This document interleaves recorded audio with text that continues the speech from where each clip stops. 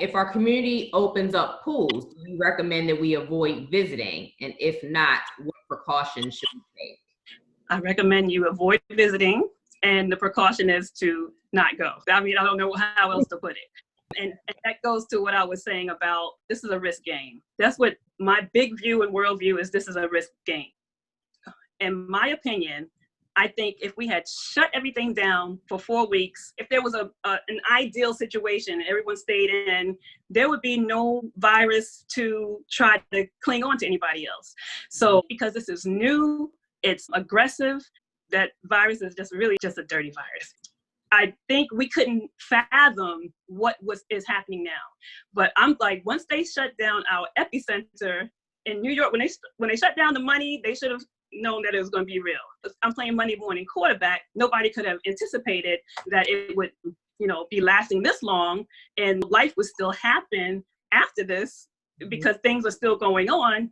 But I don't foresee us with a win until we isolate ourselves to where there's no more virus. This one is a multi-part question. Now, first part, how essential are gloves?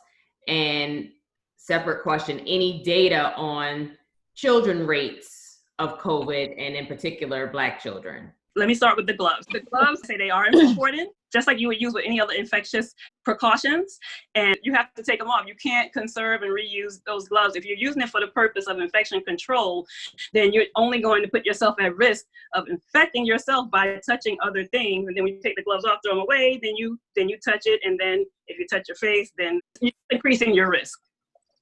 Okay, so the second part of that question, is there any data on the rates of COVID in children, and in particular in Black children?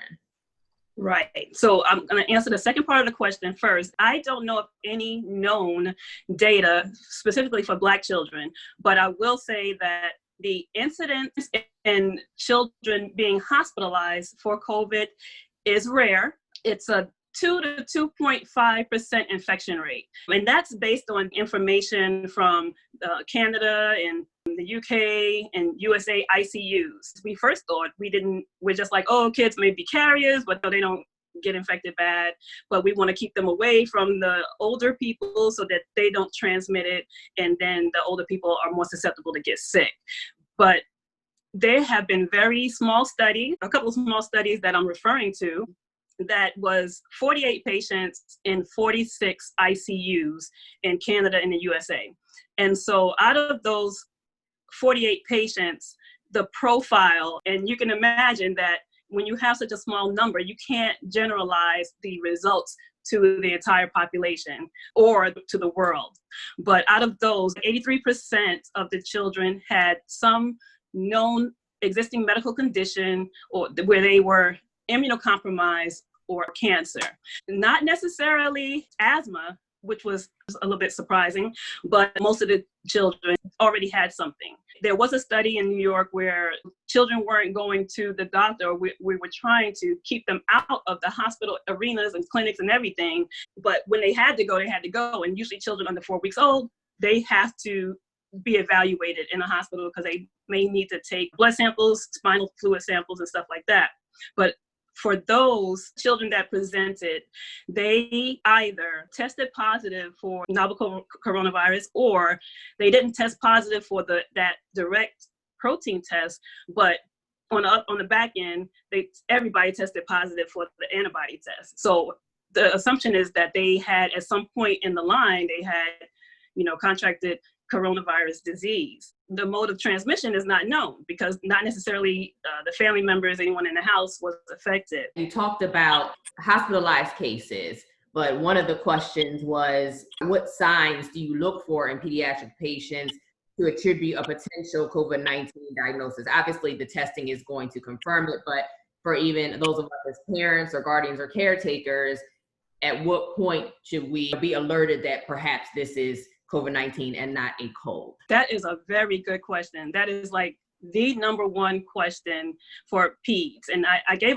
actually talk on COVID-19 in kids last month. But at that time, it was an emerging condition that was at that time called multisystem inflammatory syndrome in children, MISC. At that time, they were not tracking anything, because everyone kind of let their guard down about children. And then when these ICU cases started coming and they started seeing manifestations of inflammation in different parts of the children's body, then that's when a light bulb went off. And then at that time, I pretty much knew that they were going to start tracking. So they're starting to do that now, but that was only 4 weeks ago. So, we need the benefit of time still. That's my favorite saying, by the way, to get the data and presume or come to some kind of scientific recommendation. COVID-19 has some of the same features as a cold, like, cough, sometimes headache. But the most common feature that they noted, or I should say, at least 50% of the cases, they had a persistent fever. So fever in children is 100.4 or more. If they had a fever, and they usually had a fever for over a day, unable to be relieved by fever medication, Tylenol or Motrin. So they had different groups, some in the US, some in the United Kingdom. They put the information together. They noticed that most of the cases had fever and another symptom.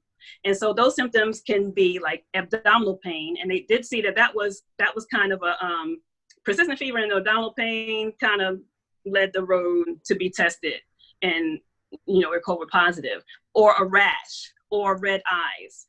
Those are 3 things that were kind of different in the COVID picture that they saw in adults, that they were like, let's test. It raised the index of suspicion for somebody to do the test, and lo and behold, it came back positive. It's a headache and cough and shortness of breath, chills, diarrhea, vomiting, anything that a virus usually causes, basically. But there's a reason why they raised the index of suspicion, because the novel coronavirus also presented itself looking like another illness called Kawasaki.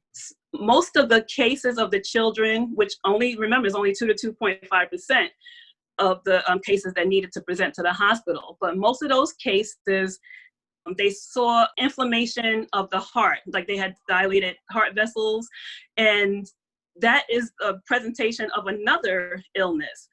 However, SARS-CoV-2, it magnifies that effect on the heart vessel. That's why they say when you hear Kawasaki-like illness. Another systemic or inflammatory condition in children can be toxic shock. So toxic shock syndrome, Kawasaki, and coronavirus kind of have the same effect in kids or in people, makes inflammation of the different areas. It can attack the blood vessels. So in turn, you can have inflammation in the GI system, the kidneys, the heart, of course, and the skin. And that's why the rash appears. And so the rash was really throwing people for a loop. Also, you could have swollen hands or feet. Sometimes the feet can be red. And that's something that happens in Kawasaki also. And you can have what they call a strawberry tongue. So a strawberry tongue is basically has redness on the inside, actually resembles a strawberry. And that is a hallmark sign of Kawasaki's or what have you. But when tested, they found that those kids all tested positive one way or the other, either by direct testing or by antibody testing for COVID. And of those children that they compiled, there were 3 deaths involved. And usually with children, we don't know all the cases, because when they say minor illness versus major illness, that only means that they either had to go to the hospital or they didn't. So if they consider it minor, if the child didn't have to present to the hospital, and major if they did, and only a small percentage, 4.7%, needed oxygen help invasively, like they had to get a tube down their throat. Lots of questions about outside, both in the chat right now and in advance. Okay. You talked about the importance of social distancing and the 6 feet, and the importance of children wearing masks. What is the importance of children wearing masks outside? And because you're outside, say it's windy or there are other conditions, is there a greater likelihood for droplets to travel farther? And just in general, dealing with outside, you have seen, you go outside, a lot of people are outside with no mask. So are masks necessary if you're outside and nobody's close to you? So those are a couple of Right. I say don't let down your guard. And that's what I was saying about it's a risk game. If you want to have zero risk, if you're already in a controlled environment at home, you already know that there's no coronavirus in your home, then you stay at home. But how realistic is that? On a societal level, that's not really realistic. But I say that encourage others to wear their mask because coronavirus is really sneaky. So in addition to it having a high infection rate, it also hides for longer than the flu. And when you have the flu, you probably get symptoms in like 3 to 7 days, but the coronavirus can chill out somewhere before it starts making you have symptoms for about 2 weeks. And in one case, one of the children, it was 24 days. So you just don't know. And this is different. This is different for our society. And people want to get back to normal. I think social distancing will be our new normal. If it's not, it should be our new normal because we just don't know. Until we know that the virus is out of our ecosystem, then to err on the side of caution, I just weigh the pros and cons in each situation. That's the risk you take. You know, you weigh the pros and the cons. So I know I have several of my sports parents on the line here. So questions Okay. about how do you suggest handling team sports this summer and the fall regarding practices? You know, is it okay to have small groups of children together, you know, given they've been quarantined for the last 2 to 3 months and haven't shown any symptoms? Me personally, no. I wouldn't participate. However, I'm not in the position of telling anyone to size up their particular environment. I will say that, though, if they can put in place precautions where you have social distancing, but I don't think it should be recommended that you have sports practices with masks, but that masks are a good way of, cutting down on the risk of infection. But if there was testing for children, and because you can get tested and then right away go somewhere else and pick it up. How feasible is that to test every day before practice or what have you? And how quickly do you get the results back? It's just so many factors that come into play that in an ideal system, you would think that, oh, okay, yeah, it's okay. We're decreasing our risk by doing A, B, and C.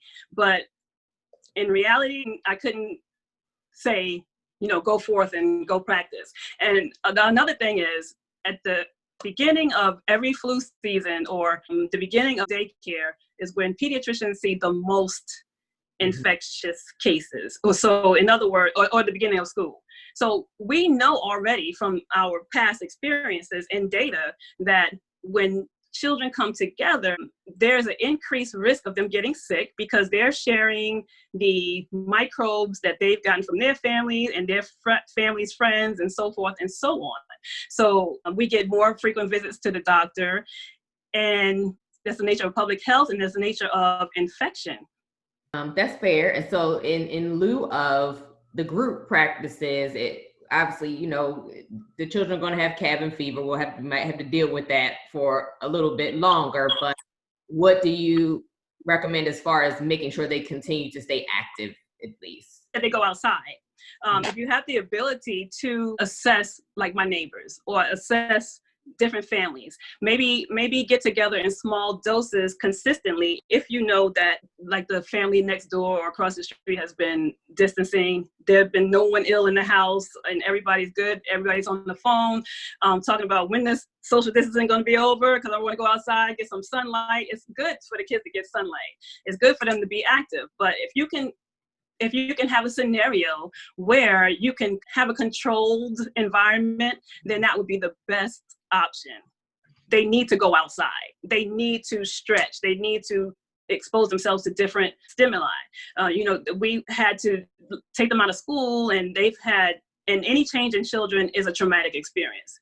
That's first of all. But we take them out of school so they don't have their social connections anymore. They don't have that particular stimulation. And it's been variable about what parents were able to do in their individual households. It's a change in their structure. So yeah, you just have to either be in a bubble or make the best decision at that particular time and continue to reevaluate frequently. Okay. A follow-up question about the practices was, would it help if we take temperature of kids on site prior to practices? My feeling about temperature is it gives you a false sense of relief, because like I was saying, only half of the children really had a fever. But I won't say it's a bad thing to do. I won't say it's not a proactive thing to do. If you take the temperature and they have a fever, it's a possibility that the risk is increased that they have COVID for one reason or another, or they could just have a cold. We don't know. Just giving the go-ahead by taking a temperature, I think, gives us a false sense of security. Okay. But that could still be one of the measures that is used if someone opens up, their camps or programs, in addition to distancing and stuff like that. Okay. Dr. Karen, what is your position on mandatory vaccinations going forward? So I have always been a proponent of vaccination. But in that same vein, the vaccines, even if we had a vaccine for COVID tomorrow, it still wouldn't cure, you couldn't give somebody a vaccine and then they wouldn't have COVID anymore. The people that already have it would not benefit from a vaccine. And then the vaccine usually takes a couple of weeks to arm your immune cells, your immune army, with the memory of what is going on so that they conform to attack it. And that's how vaccines work. Now, Dr. Anthony Fauci said recently that it may not confer immunity as long as we think it would. So that means that, like, if you get the vaccine, is it like the chickenpox vaccine where you're good for a few years and then you may get a booster and then you're good for the rest of your life? He's saying that he doesn't think that's going to happen. He thinks it's more the route of like a common cold, which is why we don't have a vaccine for the common cold, because it changes, it drifts, it just doesn't, the virus is just sneaky about how it gets in. With the vaccine, they have to figure out how to stop it or make it not as efficient in getting to our body.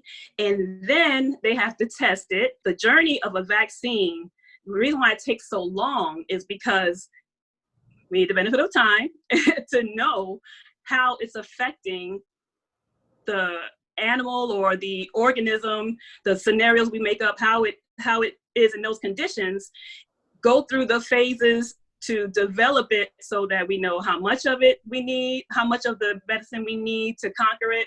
And then when we get that data, then we have to go to humans. So it sounds like when they say that we're going to have a vaccine before the end of the year, or they're rushing the process, it seems to me that when they come up with an answer, they're going to call for volunteers for the vaccine to be injected. But even then, we still need the time to find out if they are immune to it. That's the big unknown about vaccines. That's why we don't know when we're going to get one, but it's highly unlikely that we will get an effective, safe vaccine within the next 6 months. You talked about social distancing kind of probably being a part of our new normal. So when you say that, do you mean like, okay, you might not be greeting people by hugging them and shaking their hands like you were used to, right, going forward? And then when the comparison with the flu and even the common cold, is that to say that there could potentially be more strains of the coronavirus? Like we have COVID-19 right now. Could there be a COVID-20, COVID-21 that now is a separate issue? Right. That's entirely possible. So there will be a new novel coronavirus if that happens. Hopefully, prayerfully, it does not. But yes, the coronavirus, from what I've read, does have its mutation characteristics, just like the flu has mutations, which is why we have to get a new one every year. But we can't catch it. We don't know yet. It just started 6 months ago. So we don't even know enough about it to stop it in its tracks now to get something that will work. So there's no way we're going to know something if it mutates. Okay. Question in the chat: should you get tested even if you haven't been around many people or if you feel fine? I'm going to attach another piece to it. I know at one point it was you couldn't just get tested because of the limited availability of testing, so you had to be referred from the doctor to say you need to get tested. Is that still the case? That is still the case. And that is because we don't have enough testing for everyone. And it's not feasible to test everyone, but that's ideal. That's the way that you get the data and conquer an infectious disease. However, the protocols that they put in place is because of our financial constraints and the availability of the reagents needed and equipment needed for testing. And then when you say testing, we're talking two different types of tests. We're talking one that tests directly for the protein, let's say, of the virus, the actual virus. And then we have another one that tests our antibodies that have built up to that virus, which indicates that we were probably exposed to it in the past. And I wouldn't recommend getting tested just because you're curious. Get tested for a particular reason. I would say it's safe to assume if you've been isolated, no one around the children are sick, or you are sick, and you're pretty much doing well. We just have cabin fever. Then there's no need to test. But I pretty much don't agree with waiting until you have symptoms, because we know that there's a lag time of 2 weeks. Now, in children, they have, in the small study that they did narrow it down to 3 to 7 days before. They call it an incubation period. That's the period from when they get it, and then the period to where they express that they have something going on. But I would say it's pretty safe to say that you don't need to be tested if you've been in the house for a week and no symptoms. But if you're going to start to go outside or participate in sports or do other things, then that just increases your risk, like we were saying before, and then testing would be beneficial. But I don't think that we're going to have a national testing protocol because we don't have enough. And it's more important for us to test our frontline workers or people that are starting to show symptoms, so we can get a better idea of where it is, and then maybe we can do contact tracing and kind of see who is affected that way. Because the other thing is, if your child or you have been around a known COVID case, that is an indication to be tested, even if you're not symptomatic. Okay. Can you talk a little bit about COVID-19 on surfaces? Like, is it necessary to wipe down your groceries and mail packages and things like that?